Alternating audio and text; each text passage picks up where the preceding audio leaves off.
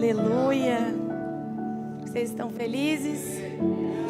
Sabe, querido, desde a semana passada, não sei quem esteve aqui no culto da noite, vou falar do culto da noite porque foi o que eu estava aqui. E o Senhor tem nos presenteado com uma presença tão doce, como se fosse um cuidado, realmente Ele dando uma paz no nosso coração.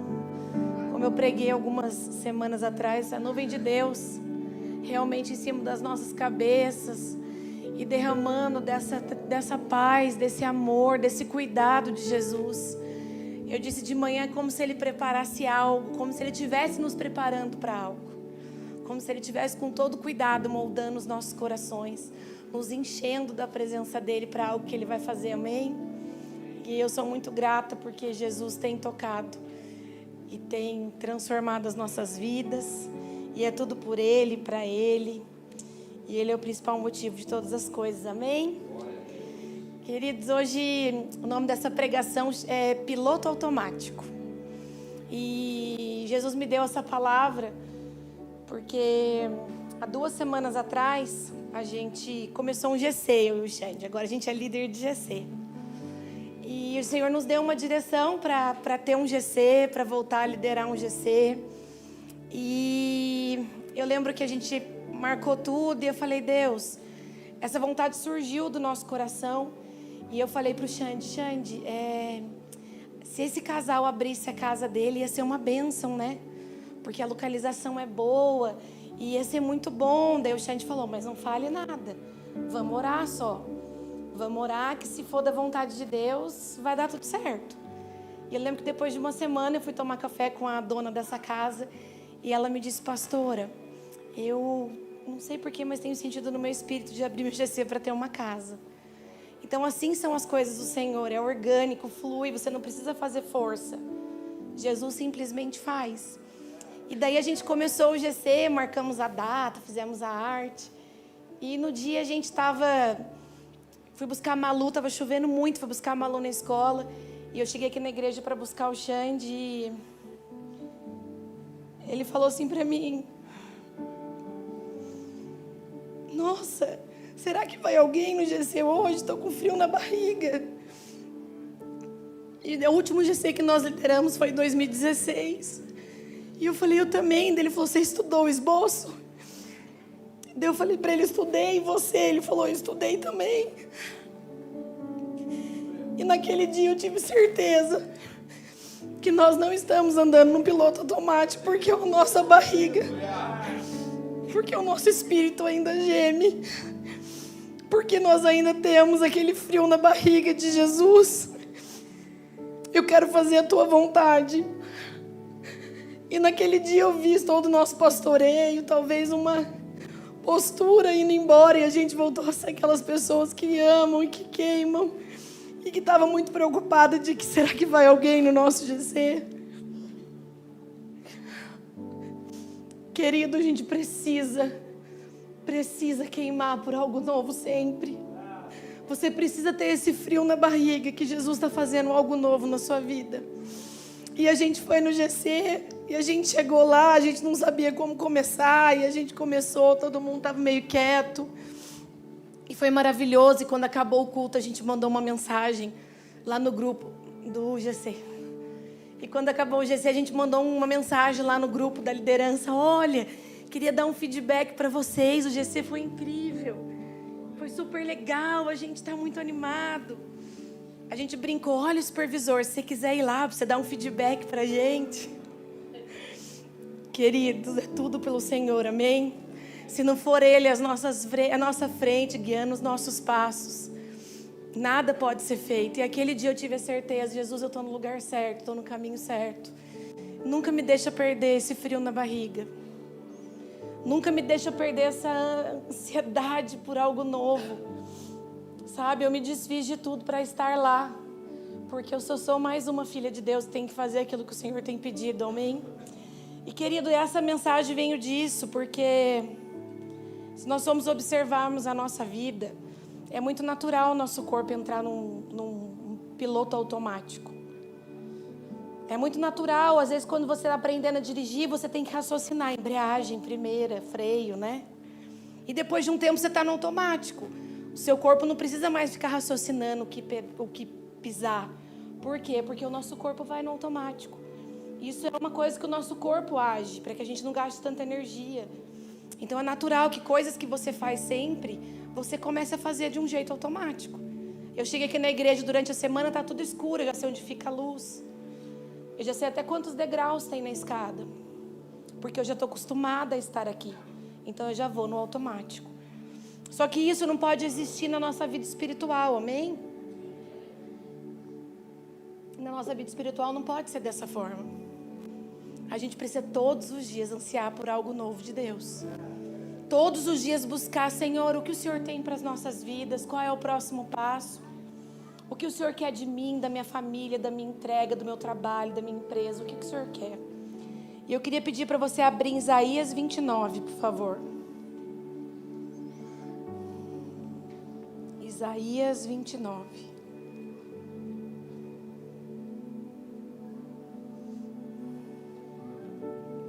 Lá no capítulo 1, por favor.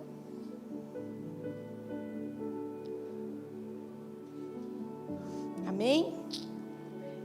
Lá em Isaías 29, capítulo 1, diz assim: Ai de Ariel, Ariel, a cidade onde acampou Davi.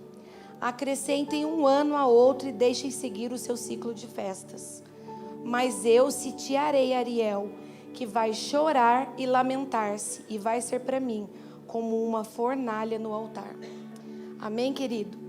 Se você for estudar, o termo Ariel vem de leão de Deus. Se você for ver muitos teólogos na história, diz que Ariel, ela é uma referência a Jerusalém. Tanto pelo termo leão de Deus e também porque é a cidade onde acampou Davi.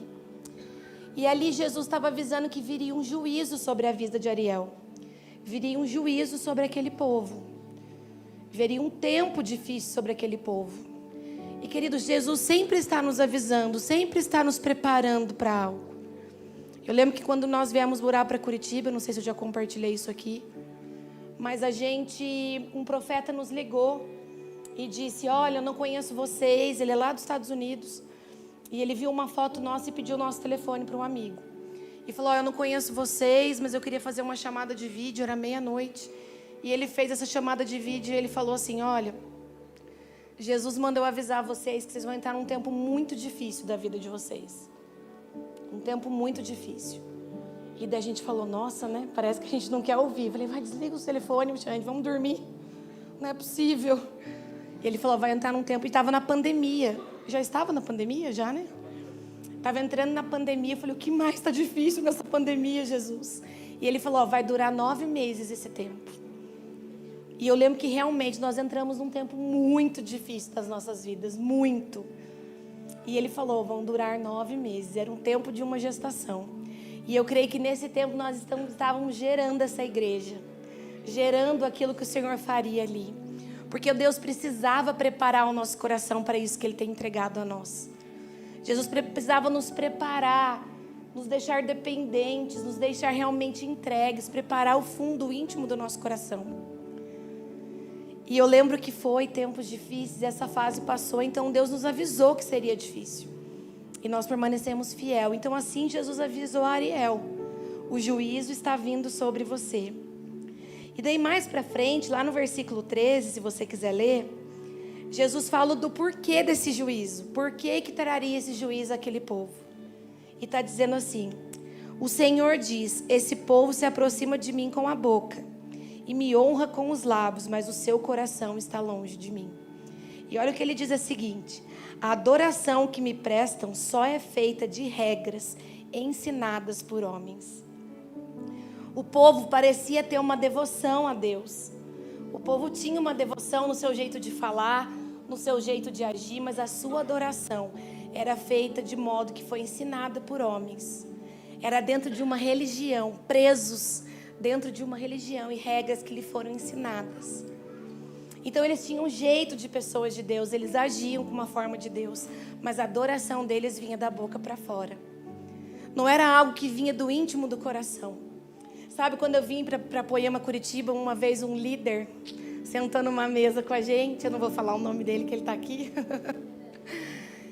E ele sentou na mesa e a gente naquele confronto, conversando e dizendo que algumas coisas precisavam mudar, e ele ficou bravo. Lembra, gente? Eu lembro que ele bateu na mesa e ele falou: vocês não conseguem entender. A vida inteira me disseram o que eu tinha para fazer e eu não consigo fazer agora o que Jesus me fala. Para vocês é natural, vocês cresceram numa igreja sadia, numa igreja que ensinou, mas eu não consigo. Eu quero, mas eu não consigo. E naquela hora veio uma misericórdia dentro do meu coração e eu disse: Senhor, como muitas vezes nós andamos com um cabresto que nos cega, e quando é tirado isso dos nossos olhos, a gente só sabe andar em círculo e fazer aquilo que foi imposto pelos homens. Só que Jesus quer uma adoração genuína que vem do fundo do nosso coração. Nós estamos falando de um coração presente, não um coração distante. De pessoas realmente que entregam o íntimo do seu coração. E eu falei: meu amigo, eu quero te ajudar, eu tenho muita misericórdia. Se é difícil, nós juntos vamos conseguir caminhar com leveza, com entrega, porque Jesus tem feito novas todas as coisas. Então o juízo viria, porque aquelas pessoas tinham um coração distante, mesmo que todos que olhassem para ela falassem: não, mas eles são de Deus. E assim também foi com os fariseus. Jesus disse assim, se você quiser abrir também,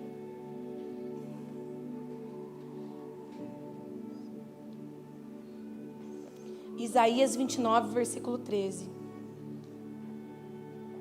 Jesus diz assim: esse povo se abriu... Não, gente, peraí.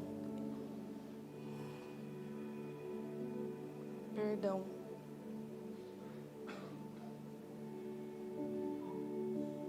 Mateus 23, versículo 3. A luz está me deixando... Essa luz fica acesa sempre mesmo? Deixa eu achar uma posição aqui que eu não estou conseguindo ler. Aí, agora melhorou. Perdão, Mateus 23, versículo 3. Jesus fala dos fariseus e ele fala: obedeçam-lhes e façam tudo o que eles dizem, mas não façam o que eles fazem, pois não praticam o que pregam. Querido, isso é muito forte. Obedeçam e façam tudo o que eles dizem, mas não façam o que eles fazem, pois não praticam o que pregam. É isso, infelizmente, tem acontecido com a igreja de Cristo hoje em dia. Mas a máscara está caindo, querido. Jesus tem tirado as máscaras e tem mostrado os corações verdadeiros, os corações genuínos, de pessoas que realmente são e pregam o que são, de pessoas que você vão poder olhar para elas e dizer: olha, elas fazem o que pregam. Elas só não têm uma postura de Deus, mas elas fazem como Deus faria. Então Jesus disse: está vendo? Eles são exemplos, mas olha, só façam o que eles falam, porque a vida deles não mostra Cristo. Então o juízo viria sobre um povo que realmente tinha o coração distorcido, o coração perdido. Como Jesus disse para a samaritana, lá em João 4, não precisa abrir, no versículo 23. No entanto, está chegando a hora, e de fato já chegou, em que os verdadeiros adorarão o Pai em espírito e em verdade. São esses os adoradores que o Pai procura. Deus é espírito e é necessário que os seus adoradores o adorem em espírito e em verdade. Querido, Deus é espírito e Ele precisa de uma adoração que vem do fundo do nosso espírito, do fundo da nossa verdade, do nosso coração. Como Braga disse, como foi ministrado no louvor, é uma adoração genuína, entregue do teu coração. Não é uma coisa que sai através da tua boca com palavras repetidas. Deus é espírito. E Ele precisa que o nosso espírito clame pela presença dEle. Que o nosso espírito clame e adore verdadeiramente. Está chegando o tempo que Jesus precisa de verdadeiros adoradores. Pessoas que realmente se entregam, que fazem a diferença, que a vida prega, que a vida fala com que Jesus está ali. Nossa, eu vejo Jesus naquela pessoa. E lá continuando, voltando em Isaías, lá no 29, mas diz assim, existe uma saída para tudo isso. Isaías 29, 16.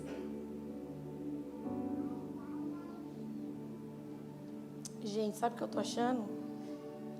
Que a minha filha mexeu nesse iPad.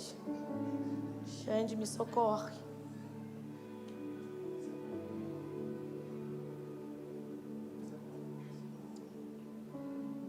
Pera aí, gente. Corta aí, tá bom? Meu Deus.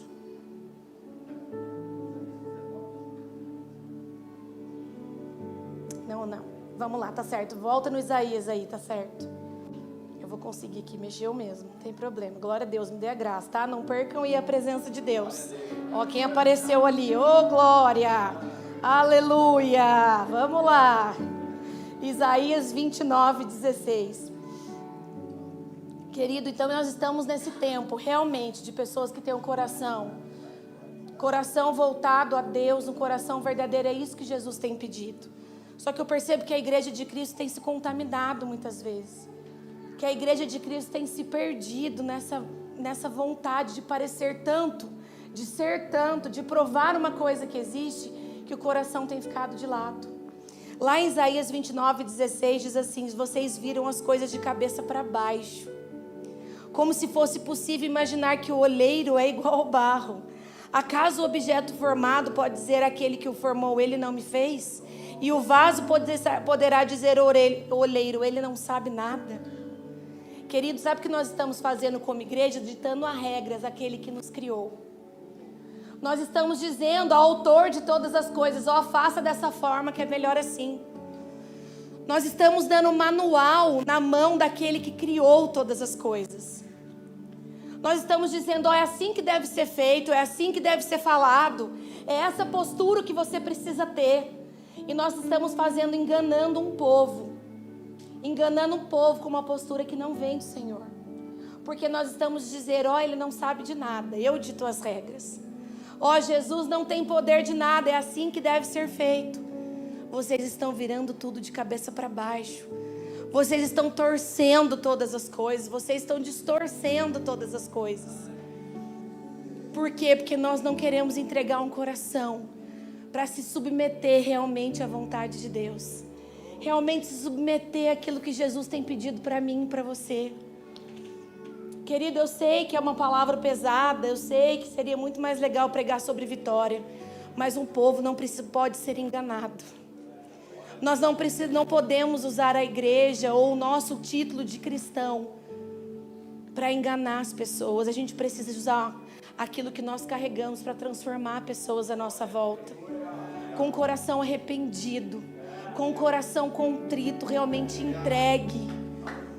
Chega de um evangelho que sai da boca, mas não toca o coração de ninguém.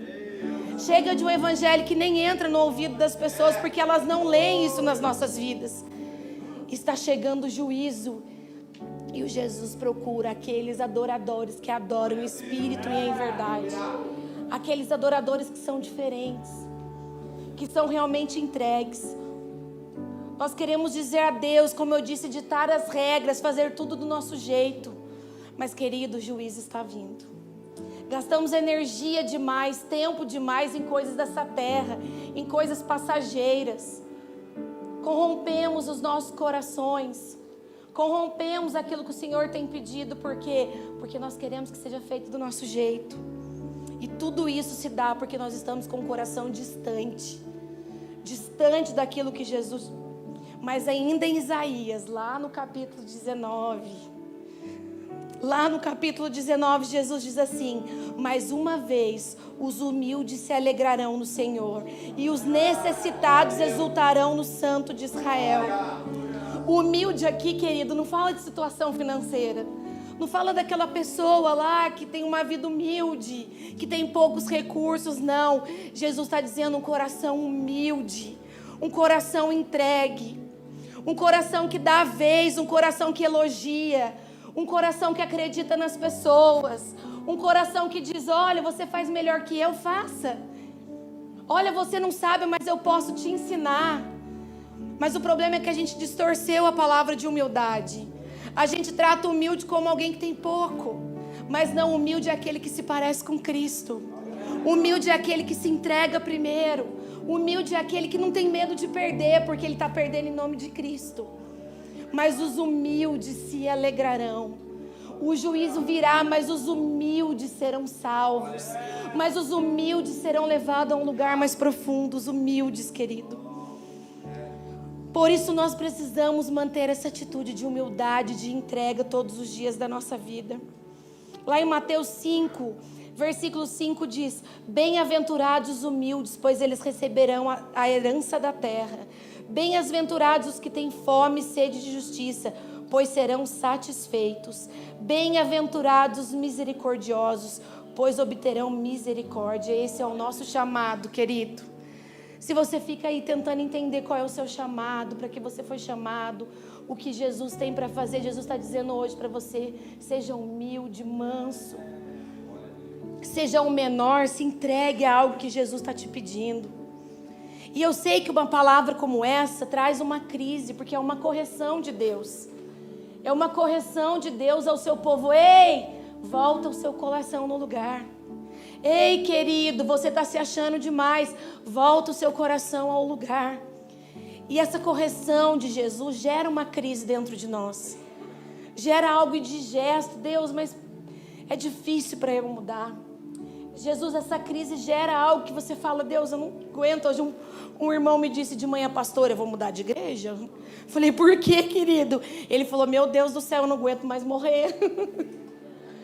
Mas essa crise está fazendo com que a gente seja uma nova criatura, amém?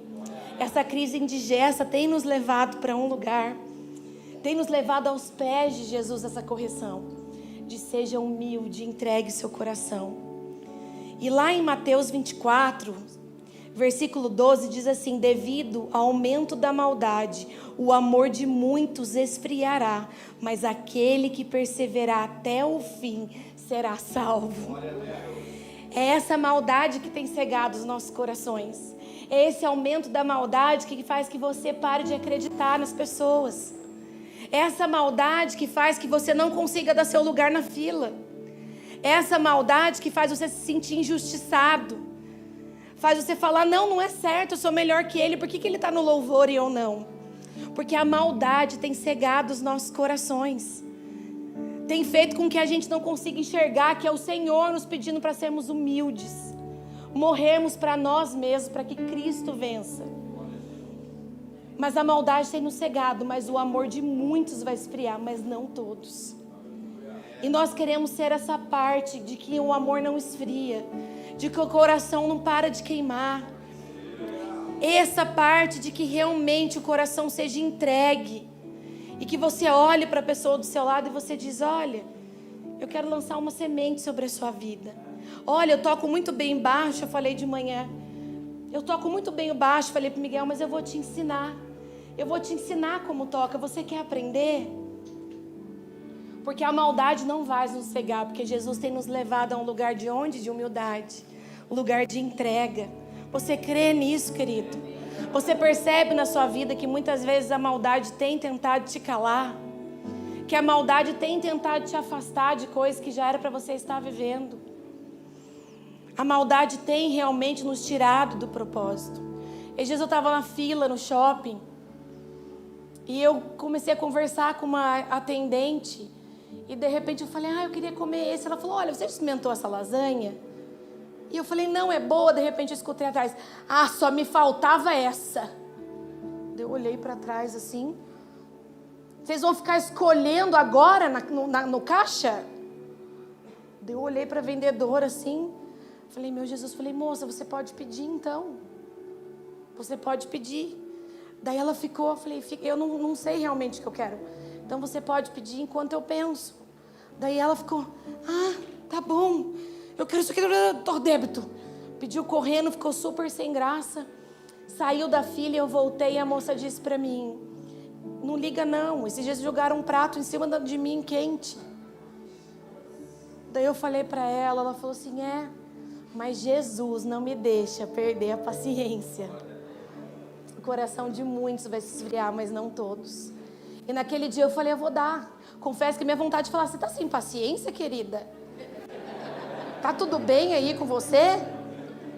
Tudo bem? Mas eu falei: não. Pode passar a vez, amada do Senhor. Pode passar. E querido, muitas vezes vai ser pela força do Espírito. Não estou pedindo para você sair voando e dizer, olha, eu sou o santo de Israel. Deus é o único. Pelas vezes, pela força do Espírito, Jesus controla a minha carne. Querida, vá à frente, por favor. Porque você começa na carne, mas o Espírito é avivado. E você continua agindo no Espírito, amém? Você crê? Então não permita que a maldade mude quem você é. Não permita que a maldade tire a sua identidade, que a maldade segue o seu olho. Não permita. Porque Jesus vai exaltar aqueles que permanecerem fiéis.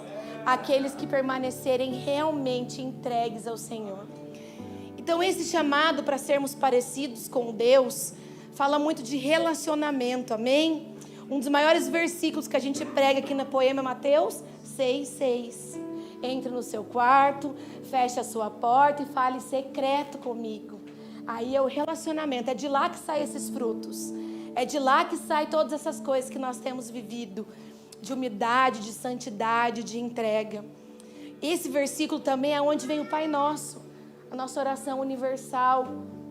E querido, nesse versículo também, lá no finalzinho, diz assim: perdoe o seu irmão. Não adianta nós queremos ser humildes, nós queremos ser entregues se o nosso coração é endurecido contra o outro que está do nosso lado, contra a nossa família. Qual foi a maior doação de Cristo por nós? A morte em perdão dos nossos pecados. A maior história, a maior prova de amor foi de alguém que não fez nada, mas morreu por mim e por você. Essa foi a maior entrega de Cristo. Então, quando eu fazia essa mensagem falando de humildade, de coração entregue, Jesus me dizia: não há como nós continuarmos nesse caminho se nós não conseguirmos perdoar as pessoas, perdoar aqueles que nos ferem, ter um coração realmente entregue àquele que nos amou. Se você puder abrir para mim em Mateus 6, lá no versículo 14.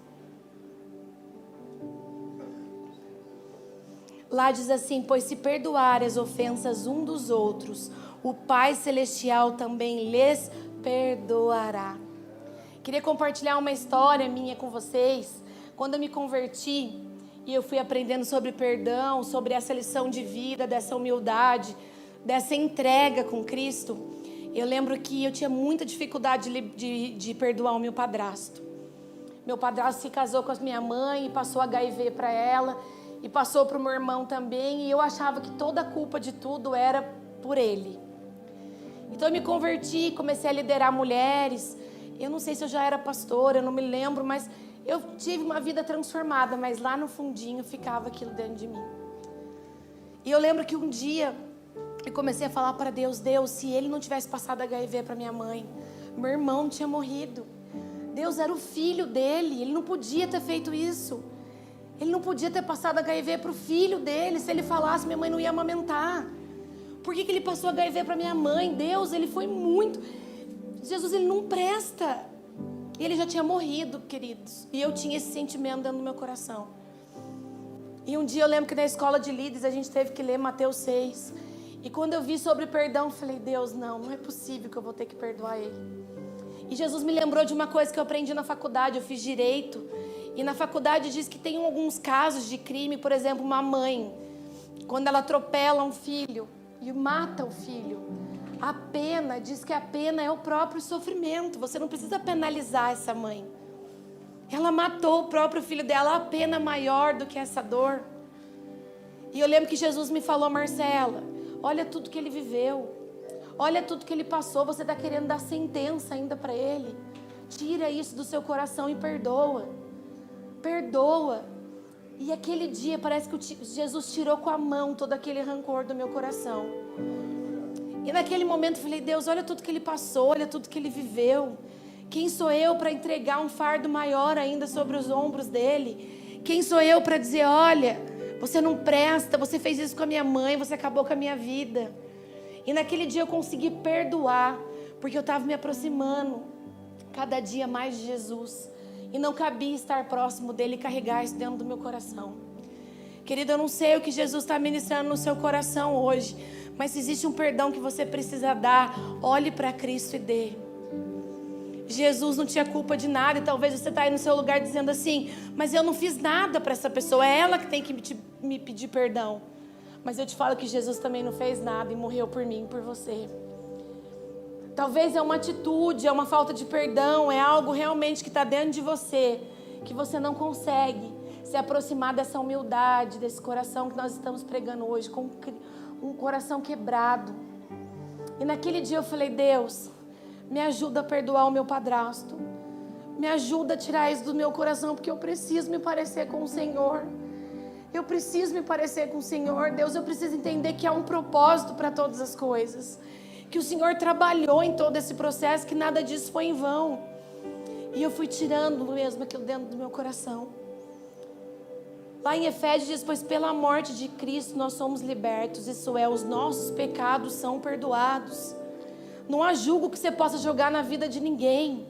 É Jesus quem julga, é Jesus quem perdoa, é Jesus que faz nova todas as coisas. Nós não podemos julgar nenhum fardo que não cabe a nós. O maior exemplo está lá, querido, em Lucas 23, não precisa abrir, quando fala da crucificação de Cristo. Quando Jesus foi pregado na cruz com um criminoso à esquerda, um criminoso à direita. E ele foi crucificado ali como se ele fosse um criminoso também. É justo isso? É justo que ele fosse crucificado como aqueles dois criminosos? E na hora que Jesus está ali sentindo dor, foi pregado a sua mão, uma coroa de espinhos sobre a sua cabeça. Naquele momento de dor, naquele momento que nós não conseguimos nem imaginar o que ele sentiu, o que ele fez, ele perdoou mais uma vez. Ele perdoou mais uma vez. Jesus precisa de adoradores que o adorem em espírito e em verdade. Não cabe dentro do nosso coração nada mais do que amar o outro, ter um coração leve. E lá em Lucas 23 diz assim: um dos criminosos que ali estavam lançavam-lhes insultos. Você não é o Cristo? Salva-se a si mesmo e a nós. É Satanás dizendo na nossa cabeça: mas foi ele que te machucou, mas foi sua mãe que fez isso por você, mas foi seu pai que fez isso, mas foi seu irmão, foi seu chefe, foi seu marido que não presta. Satanás lançando. Mas o outro criminoso o repreendeu dizendo: você não teme a Deus, nem estando sobre a mesma sentença? Aquele criminoso em algum momento teve um arrependimento. Aquele criminoso em algum momento foi tocado naquela dor ali na cruz. E disse: está ficando louco? Como que você age assim? Nós vamos morrer e você não mudou o seu coração. E daí eu te falo, queridos, os tempos do fim estão chegando. Jesus se aproxima e nós não vamos mudar o nosso coração. Os dias maus estão aí, nós vamos continuar enrijecidos, sem dizer: Senhor, salva-nos. Senhor, eu perdoo. Senhor, eu transformo. Senhor, eu sou humilde. Senhor, eu sou entregue. E aquele criminoso disse isso: nós estamos sendo punidos com justiça, porque estamos recebendo o que os nossos atos merecem. Mas este homem não cometeu nenhum mal. E daí ele olha para Jesus e diz: Jesus, lembra de mim quando entrares no teu reino. Um coração quebrantado e contrito e arrependido. Jesus, lembra de mim quando entrares no paraíso. Jesus, lembra da Marcela, Senhor, eu estou com meu coração quebrado. Jesus, lembra de mim. E sabe o que Jesus falou? E Jesus respondeu: eu lhe garanto, hoje mesmo você estará comigo no paraíso. Hoje mesmo você estará comigo.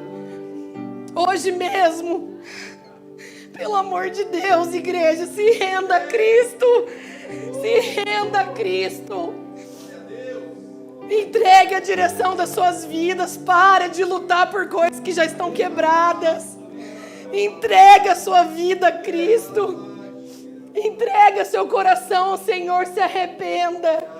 Para de julgar o outro com o seu peso e com a sua medida. Tenha misericórdia da vida das pessoas. Hoje mesmo você estará comigo no paraíso. Como que nós, tendo esse maior exemplo sobre as nossas vidas, ainda conseguimos julgar? Ainda queremos olhar para o nosso amor irmão e dizer, olha, ele não é capaz. Como que ele é líder? Como que ele é ministro de louvor? Como que ele está naquele cargo do emprego ou não? Querido, não é você que é base, balança para todas as coisas. Jesus é o termômetro das nossas vidas. Se arrependa. Se arrependa, se humilhe, peça perdão. Eu acho que eu já contei essa história, mas acho que não foi nessa igreja. Eu tinha um tio que judiava muito de mim quando eu era pequena. E eu lembro que eu já entrei no quarto e vi ele sufocando a minha mãe com um travesseiro. E ele era muito ruim, ele já jogou a gente no carro em movimento. Esse tio era muito ruim. E quando eu me converti, eu falei pro Xande assim, eu preciso pedir perdão pro meu tio. O Xande falou, eu falei, mas eu tenho medo dele. Daí o Xande falou, eu vou com você. Eu nunca fiz nada para aquele tio. Ele era uma pessoa sem Jesus naquela época. E eu lembro que eu fui durante o caminho para a casa dele, eu tremia no carro. E eu dizia, Xande, se ele vier fazer alguma coisa. O Xande dizia, vai no nome do Senhor. Vai no nome do Senhor. E eu lembro que eu cheguei na frente dele, olhei para ele e disse, tio, me perdoa. E ele falou, pelo amor de Deus, perdoa do quê? Eu falei, me perdoa por qualquer coisa que eu tenha feito. Eu conheci Jesus e eu quero te pedir perdão. Eu quero te pedir perdão e dizer que eu amo você. E ele falou, pelo amor de Deus, você não tem que me pedir perdão de nada. Querido, eu não havia feito nada, mas quem conhecia Cristo era eu. Quem conhecia Cristo era eu e eu fui pedir perdão. E nosso relacionamento foi restaurado. Essa semana ele mandou uma mensagem para mim. Ele falou, tô com saudade de vocês. Querido, Jesus restaura relacionamentos. Jesus restaura famílias. De verdade, eu não consegui pregar um terço do que eu preguei de manhã. Tá muito pesado para mim aqui em cima. Mas Jesus quer tocar os nossos corações.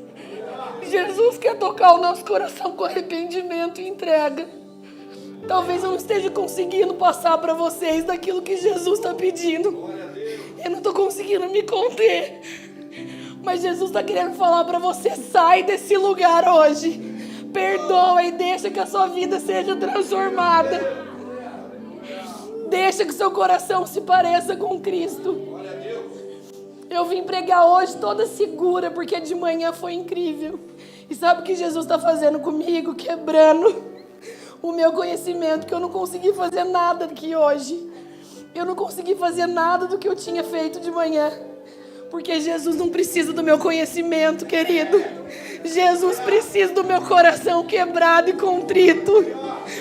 Jesus não precisa de um iPad com esboço. Jesus precisa de um coração de verdade. E é isso que Ele quer ensinar para mim e para você hoje. E eu peço para vocês colocar de pé aí no seu lugar. E eu peço que você faça o que Deus colocou no teu coração. Que você faça o que Deus está te direcionando nesse momento. Se é a sua mãe que você tem que perdoar, seu pai, se é o seu irmão, se é o seu pastor, se é a igreja que te feriu, Jesus está te chamando agora, nesse momento, para você ter uma postura diferente. Uma postura verdadeira de um cristão. Não como os fariseus, mas alguém que prega aquilo que vive.